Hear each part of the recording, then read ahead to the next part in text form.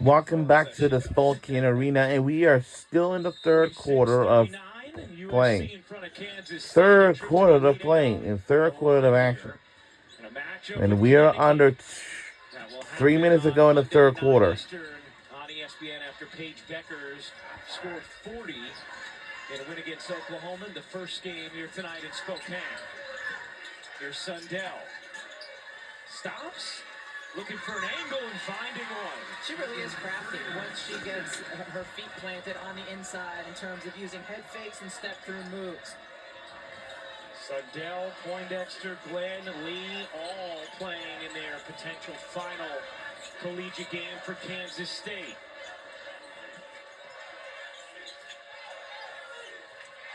Poindexter back in, had been on the bench a while for Kansas State, and Iria Fenn. Did she step out of bounds? No, a foul. And coming out of that timeout, Kansas State has said bye-bye to the 3 dots and an eye. They are now in full man-to-man mode. Now that Kiki Iria Fenn has kind of shot them out of it.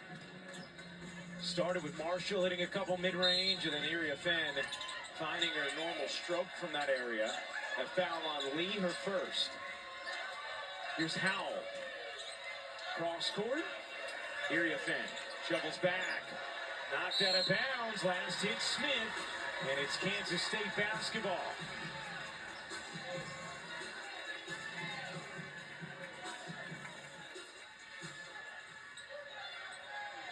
Seven turnovers for USC.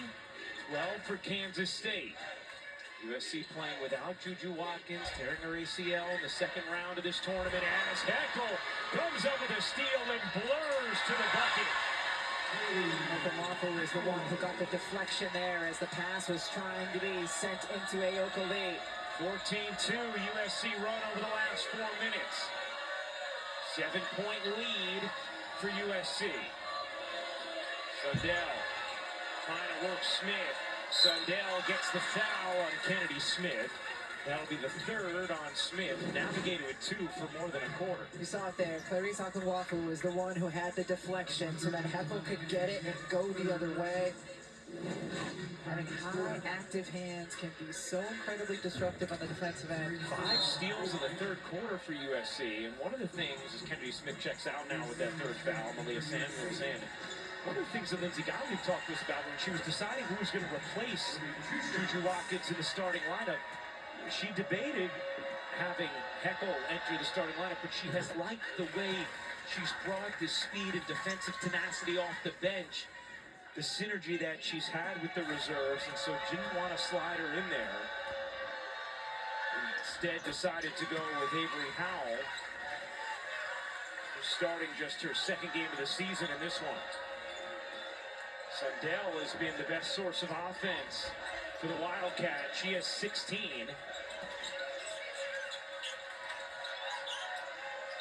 Iria Fenn, 2 for 1 opportunity if they hurry. Okomafu couldn't finish. Trying to get it back. Last hit her. Kansas State basketball. And the NCAA Women's Championship continues tomorrow. 2 Elite 8 games on ABC and the ESPN app. Duke squares off against South Carolina at 1 Eastern. Then LSU takes on UCLA. You ready for the quick turnaround? I cannot wait. LSU UCLA was a terrific Sweet 16 matchup last year. This time meeting in the Elite 8. The game where UCLA went really cold from 3 in the second half. Sundell fights off some contact, little hesitation, and then gets hit from behind. Okomafu picks up her third. And Sundell going to the line here. Kansas State's done a nice job at the end of this quarter, making sure USC didn't run away. But also with Kennedy Smith on the bench, and remember when she went to the bench earlier in the game, that's when K-State made their initial push. Yeah, Kennedy Smith in that first half had team best, plus minus at +7. As Sundell hits the free throw. 9 of 10 from the line in this game.